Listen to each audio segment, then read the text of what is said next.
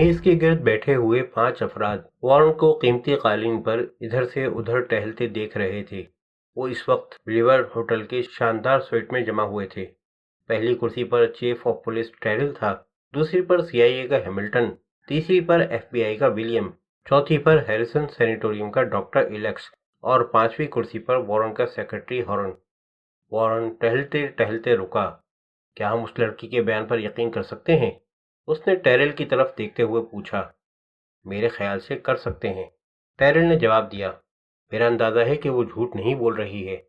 वो कहती है कि पॉल ने मुंह में जहरीला कैप्सूल छुपा रखा है और अगर उसे गिरफ्तार करने की कोशिश की गई तो वो खुद को हलाक कर लेगा। डॉक्टर मैक्स, वो तुम्हारे सैनिटोरियम में 28 माह तक मरीज की हैसियत से रहा है। तुम कैप्सूल की मौजूदगी से वाकिफ क्यों नहीं हो सके? जब वो तुम्हारी निगरानी में दिया गया था तो कैप्सूल जरूर उसके मुंह में होगा। ये कोई ताज्जुब की बात नहीं है, डॉक्टर मैक्स ने जवाब दिया। दुनिया की बेहतरीन सिक्योरिटी की निगरानी में रहने के बावजूद हरमन गोइरिंग ने उस वक्त तक अपनी मौत का कैप्सूल छुपाए रखा जब तक उसने मरने का फैसला नहीं कर लिया। हाँ, तुम ठीक कह रहे हो, वॉरेन ने तायीद की। क्या तुम्हारे ख्याल में डॉक्टर पॉल खुद को हलाक कर सकता है? जरूर कर सकता है, डॉक्टर मैक्स ने बिला तामुल कहा। अगर उस पर कोई दबाव ना हो तब भी वो मरने पर तुल सकता है। हमारा वास्ता एक ऐसी हस्ती से है जिसे अपनी जिंदगी की कोई परवाह नहीं। शुक्रिया डॉक्टर, वॉरेन ने कहा। हम वक्त तैयार रहना, हमें कभी भी तुम्हारी ज़रूरत पड़ सकती है। ये समझते हुए कि अब उससे जाने के लिए कहा जा रहा है, डॉक्टर मैक्स कुर्सी से खड़ा हो गया। मैं यहाँ ठहरूं या सैनिटोरियम वापस चला जाऊं? उसने पूछा। तुम वापस जा सकते हो डॉक्टर, काफ़ी देर हो चुकी है और कल से पहले कोई बात होने की तवक्को नहीं। डॉक्टर मैक्स चला गया तो वॉरेन अपनी कुर्सी पर आकर बैठ गया। इसका इम्कान तो नहीं है कि पॉल फिर कहीं भाग जाए? उसने पूछा। कोई इम्कान नहीं, विलियम ने जवाब दिया। अपार्टमेंट ब्लॉक के सिवा इर्द गिर्द का तमाम इलाका पुलिस से भरा हुआ है। फिर भी बेहतर होगा कि तुम और कैप्टन टेरिल खुद गश्त लगाकर मुकम्मल इत्मीनान कर लो, वॉरेन ने कहा। जब वो दोनों चले गए तो वॉरेन हैमिल्टन से मुखातिब हुआ। इस वक्त मुल्क में पॉल सबसे ज्यादा अहम आदमी है, उसने कहा। हमें हर सूरत में उसका हलशुदा फार्मूला चाहिए। वो शराइत की बात कर रहा है। मेरी समझ में नहीं आता कि शराइत से उसका क्या मतलब है, लेकिन उसकी शराइत जो भी हों हम उन्हें तस्लीम कर लेंगे, बशर्ते कि वो फार्मूला हल कर दे। ये बात सदर अमरीका ने मुझसे बराह रास्त कही है। हमें बहुत मोहताज रहकर पॉल से मामला करना है। हमें मालूम है कि हमारा वास्ता एक जहनी मरीज से है, लेकिन नोना के बकौल अगर पॉल की शराइत मान लें वो फार्मूला हल कर देगा। मुझे पूरा इख्तियार दिया गया है कि मैं फार्मूला हासिल करने के लिए जो मुनासिब समझूं कर सकता हूं। फर्ज करो पॉल उस अपार्टमेंट से निकलकर कहीं जाता है तो हम क्या करेंगे? हैमिल्टन ने पूछा। वो वहां से नहीं जाएगा, इसका मुझे यकीन है, वॉरेन ने सिगरेट सुलगाते हुए कहा। वो बहुत थकन महसूस कर रहा था। इस सुबह उसने सदर से 2 मुलाकातें की थीं। फिर वो तैयारा पकड़ने एयरपोर्ट भागा था, जिसने उसे पैराडाइज सिटी पहुंचाया। जिम्मेदारी का बोझ उसकी शानों को झुकाए दे रहा था। क्या हम फोन पर पॉल से बात कर सकते हैं? उसने हैमिल्टन से पूछा। क्यों नहीं, मेरे पास उसका नंबर है, हैमिल्टन ने जवाब दिया। तो फिर जरा बात करने की कोशिश करो। हैमिल्टन ने ऑपरेटर से बाहर की लाइन मांगी और फिर नंबर डायल किया। जैसे ही दूसरी तरफ घंटी बजी उसने रिसीवर वॉरेन को दे दिया। हाँ, क्या बात है? कुछ देर बाद दूसरी तरफ से एक मर्दाना आवाज उभरी। Doctor Paul? वॉरेन ने पूछा। हाँ, मैं डॉक्टर पॉल बात कर रहा हूँ। मैं वॉरेन हूँ। क्या हाल है डॉक्टर? ठीक हूँ, मुख्तसर जवाब मिला। हम कब मिल रहे हैं? मैं अभी वॉशिंगटन से आया हूँ। सदर ने तुम्हें सलाम कहा है और हम कब मिल रहे हैं? सपाट आवाज में पूछा गया। चाहो तो मैं अभी आ सकता हूँ, वॉरेन ने जवाब दिया। क्या नोरा ने मेरी शराइत बता दी है? तुम्हें अकेले आना है? हाँ बेशक। तब फिर मैं तुम्हारा इंतज़ार कर रहा हूँ, पॉल ने जवाब दिया और रिसीवर रख दिया। वो मुझसे अकेले मिलना चाहता है, वॉरेन कुर्सी से खड़ा हो गया। मेरे ख्याल से ये मुनासिब नहीं होगा, हैमिल्टन ने उठते हुए कहा। सदर सरदस्त पॉल को सबसे ज़्यादा अहम समझ रहे हैं, वॉरेन ने जवाब दिया। वो मुझसे अकेले मिलना चाहता है तो मुझे अकेले ही जाना होगा। 10 मिनट की तेज ड्राइविंग के बाद वो लेनॉक्स एवेन्यू पहुंच गए। यहाँ हर तरफ पुलिस मौजूद थी। वॉरेन की कार ठहरी तो टेरिल आगे बढ़ा। मैं पॉल से बात करने जा रहा हूँ, वॉरेन ने बताया। मेरी इजाज़त के बगैर तुम्हें कोई कदम नहीं उठाना है। जो सूरत हाल पेश आएगी उसके मुताबिक अमल करेंगे। ڈاکٹر پال کے بارے میں کہا جاتا ہے کہ وہ تشدد پر اتر سکتا ہے، اس میں تمہارے لیے خطرہ ہے، ٹیرل نے کہا۔ تو پھر کیا ہوا؟ اس کا اپارٹمنٹ کہاں ہے؟ ٹاپ فلور پر۔ تم اور ہیملٹن ایک منزل نیچے تک میرے ساتھ چلو، لیکن جب تک میں نہ کہوں کچھ نہیں کرنا ہے۔ جب مجھے ضرورت ہوگی آواز دے لوں گا۔ تینوں آدمی اپارٹمنٹ بلاک میں داخل ہوئے، لفٹ سے اوپر گئے۔ ٹیرل اور ہیملٹن 7ویں منزل پر اتر گئے۔ وارن 8ویں منزل پر لفٹ سے باہر آیا۔ سامنے ہی اپارٹمنٹ کا دروازہ تھا جو کھلا ہوا تھا۔ وارن نے آواز دی، کیا تم اکیلے ہو؟ پال کی آواز آئی، ہاں، اندر آ جاؤں؟ آ جاؤ۔ وارن رہائشی کمرے میں داخل ہوا۔ کمرے کی دوسری طرف پال قدرے تاریکی میں کھڑا تھا۔ وارن دروازہ بند کر کے آگے بڑھا اور ایک کرسی پر بیٹھ گیا۔ ہم بہت دن کے بعد مل رہے ہیں، وارن نے کہا۔ صدر نے تمہیں سلام کہا ہے۔ شکریہ، پال نے سنجیدگی سے کہا۔ تم میرے فارمولے کے بارے میں جانتے ہو، اس لیے اس کی وضاحت کرنے کی ضرورت نہیں ہے۔ میں نے اسے تم لوگوں کو دینے کا فیصلہ کر لیا ہے، مگر اس کے لیے شرط ہے۔ تم ہمیں حل شدہ فارمولہ اس ایک شرط کی تکمیل کے بعد دے دو گے؟ وارن نے گہرا سانس لیا۔ ہاں، اور وہ شرط کیا ہے؟ وارن سوچ رہا تھا کہ اسے پال کا چہرہ صاف نظر آ رہا ہوتا تو بہتر تھا۔ کل صبح 11 بجے تم میری بیوی کو لے کر یہاں آؤ اور مجھے اس سے تنہا ملنے کا موقع دو، پال نے کہا۔ وارن چونک گیا، اسے اس بات کی بعید ترین توقع بھی نہیں تھی۔ تمہاری بیوی؟ اس نے تیزی سے سوچتے ہوئے کہا۔ مجھے نہیں معلوم کہ وہ کہاں ہے، مگر اسے تلاش کیا جا سکتا ہے۔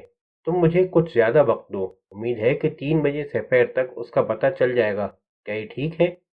اچھی بات ہے، پال نے کافی دیر سوچنے کے بعد کہا، مگر 3 بجے سے زیادہ وقت نہیں ہونا چاہیے۔ اگر میں تمہاری بیوی سے ملاقات کرا دوں تو تم فارمولہ حل کر دو گے؟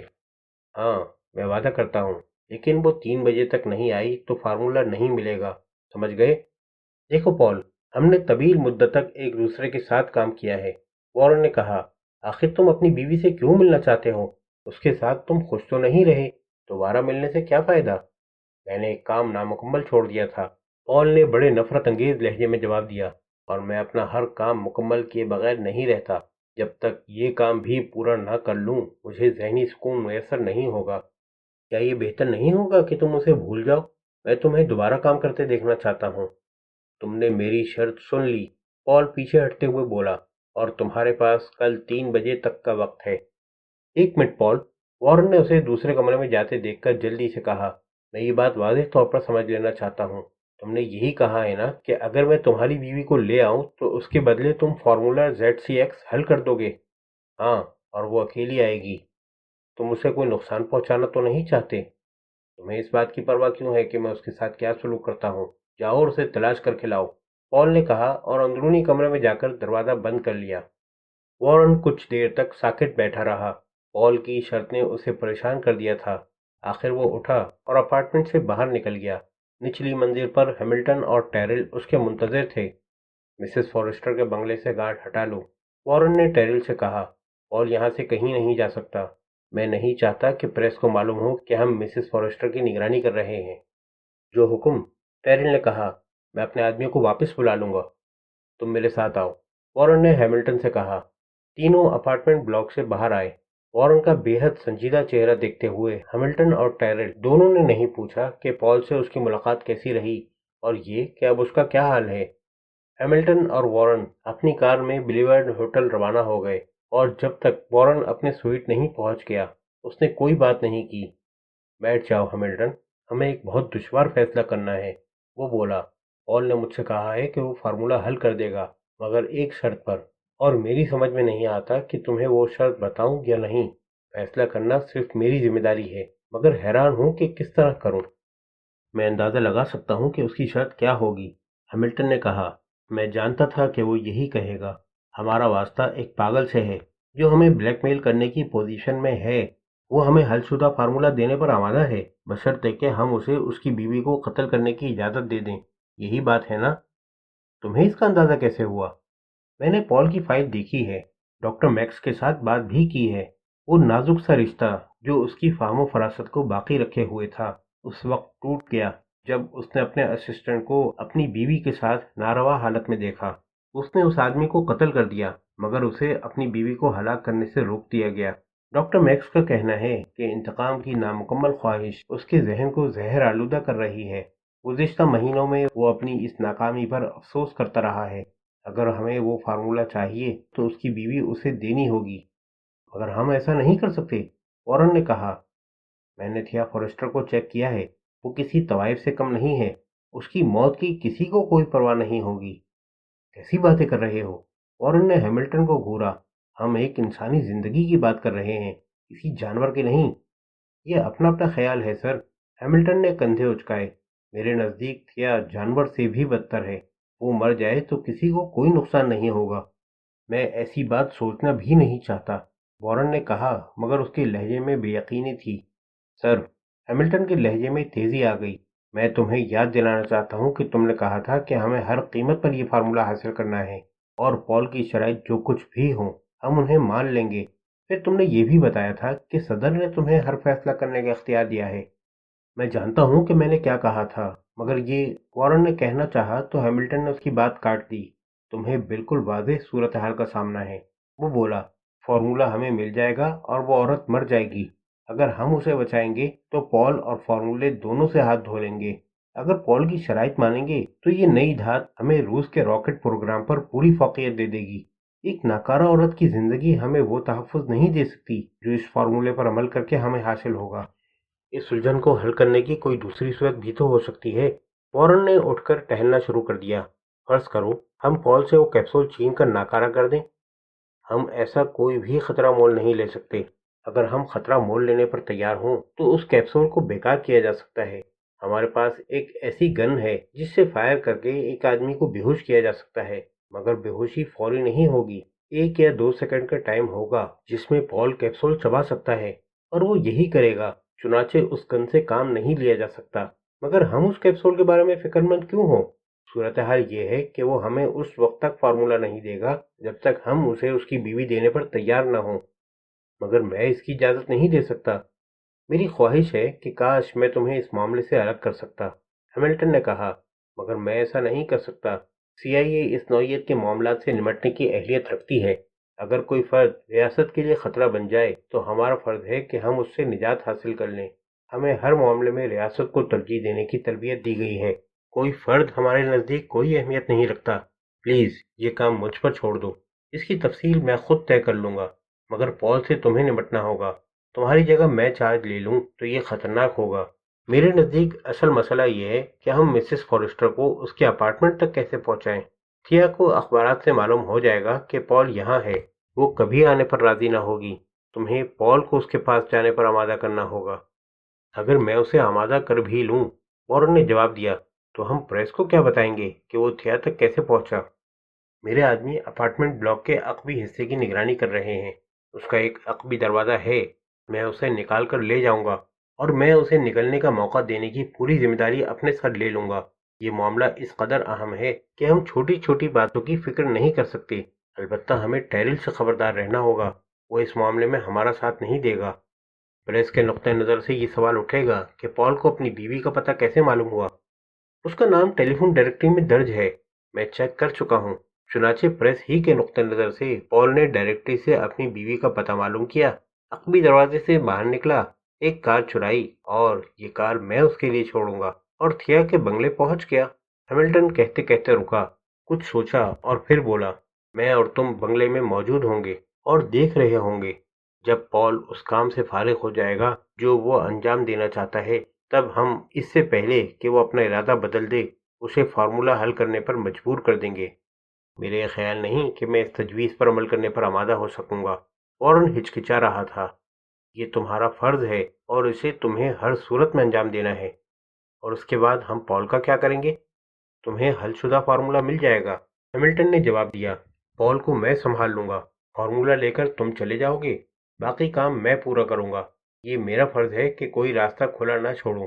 چنانچہ اب کل صبح تم فورسٹر کو فون کر کے کہو گے کہ تمہارا اس سے ایک مرتبہ اور ملنا ضروری ہے۔ اور پھر ہیملٹن وارن کو سمجھانے لگا کہ اسے پال سے مل کر کیا کہنا ہے۔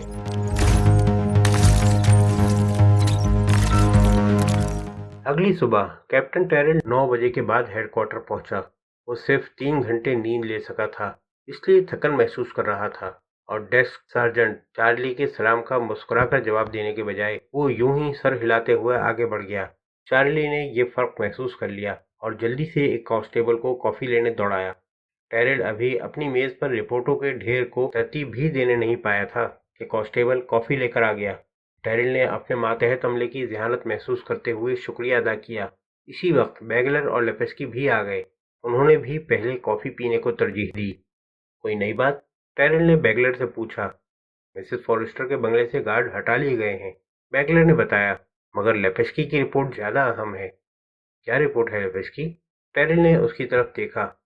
जोनाथन और ल्यूसिल फरार हो गए हैं, लेपेस्की ने जवाब दिया। जोनाथन एक तेज रफ्तार मोटर बोट में हवाना चला गया है। ल्यूसिल भी मोटर बोट से गया है, मगर कहाँ गया है ये मालूम नहीं। ये मोटर बोट कोगन की मलकियत है। वो जब भी वापस आया मैं उसे गिरफ्तार कर लूंगा। वैसे मुझे यकीन है कि जोनाथन और ल्यूसिल दोनों अब तक मेक्सिको पहुंच चुके होंगे। मैंने मेक्सिको की पुलिस को खबरदार कर दिया है, मगर आपको मालूम ही है कि वहाँ की पुलिस कैसी है। मैंने नोना जैसी से बात की थी। उसने बताया कि खुफिया पनाहगाह में एक डॉक्टर पॉल की देखभाल कर रहा था। उसने मुझे डॉक्टर का हुलिया बता दिया है, जो मैंने रिपोर्ट में लिख दिया है। कि कौन बढ़ चुका है और जिस लड़की ने उसे शूट किया है वो हीरोइन की आदी है और पागल हो चुकी है। अगर कभी वो ठीक हुई तो जोनाथन और लियो के खिलाफ मौसर गवाह साबित होगी। टेरिल जानता था कि इन तमाम मालूमात से अब उसे कोई फायदा नहीं। तफ्तीश का चार्ज उससे ले लिया गया था। जब सीआईए दरमियान में आ जाती है तो उसका काम महज रिपोर्टों को आगे भेज देना रह जाता है। अच्छी बात है लेपेस्की, उसने कहा। अब तुम छुट्टी करो, कुछ खिचड़ी पक रही है। लेपेस्की के जाने के बाद उसने बैगलर से कहा, और मैं इससे मुतमईन नहीं। उस पागल को अपार्टमेंट में क्यों छोड़ दिया गया है? वो जाकर उसे हिरासत में क्यों नहीं लेते? मिसेस फॉरेस्टर के बंगले से हमारे आदमी क्यों हटाए गए हैं? हाँ, मगर अब ये हमारा दर्द-ए-सर नहीं है, बैगलर ने जवाब दिया। मुझे जाकर अपनी ड्यूटी संभालनी चाहिए। वो चला गया तो टेरिल लेपेस्की की रिपोर्ट पढ़ने लगा, और इस वक्त जबकि वो रिपोर्ट पढ़ रहा था, अपने होटल में वॉरन ने बाहर की लाइन मांगी। फिर पॉल को फोन किया। कनेक्शन मिलने में कुछ देर लगी, जिसकी वजह ये थी कि हर कॉल को चेक किया जा रहा था। हैमिल्टन ने ऐसा इंतजाम किया था कि वॉरन के सिवा कोई और पॉल को फोन न कर सके। मैं वॉरन बात कर रहा हूँ। अब क्या है? दूसरी तरफ से पॉल ने बेजारी से पूछा। मेरा तुमसे मिलना जरूरी है। क्या मैं 1 घंटे में आ जाऊं? क्या चाहते हो? ये मैं फोन पर नहीं बता सकता। अच्छी बात है, आ जाओ, मगर ये तवक्को छोड़ दो कि तुम मेरा फैसला बदल सकते हो। पॉल ने रिसीवर रख दिया। वॉरन ने भी रख दिया। क्या बात हुई? हैमिल्टन ने पूछा। वो ताउन पर आमादा नहीं मालूम होता, मगर उसने मुझसे मिलना मंजूर कर लिया है, वॉरन ने जवाब दिया और मेज पर रखे अखबार देखने लगा। अखबारों के बगैर जिंदगी कितनी आसान होती। वो बोला। नोना जैसी कहाँ है? अपने बॉयफ्रेंड के साथ जमीका रवाना हो गई है, हैमिल्टन ने बताया। मैंने आज सुबह खुद उन्हें तैयारे में सवार कराया है। मैं नहीं चाहता कि जो काम हमें यहाँ करना है उसके दौरान में वो यहाँ मौजूद रहें। उन्हें ताकीद कर दी है कि अपनी जबान बंद रखें। मेरा एक आदमी भी उनके साथ है, अगरचे वो ये बात नहीं जानते। जब गुबार बैठ जाएगा तो वो वापस आ जाएंगे। और मिसेस फॉरेस्टर? मेरा एक आदमी उसकी निगरानी कर रहा है, मगर वो चुपचाप घर में बैठी है, हैमिल्टन ने जवाब दिया। और यहाँ वो गलती पर था।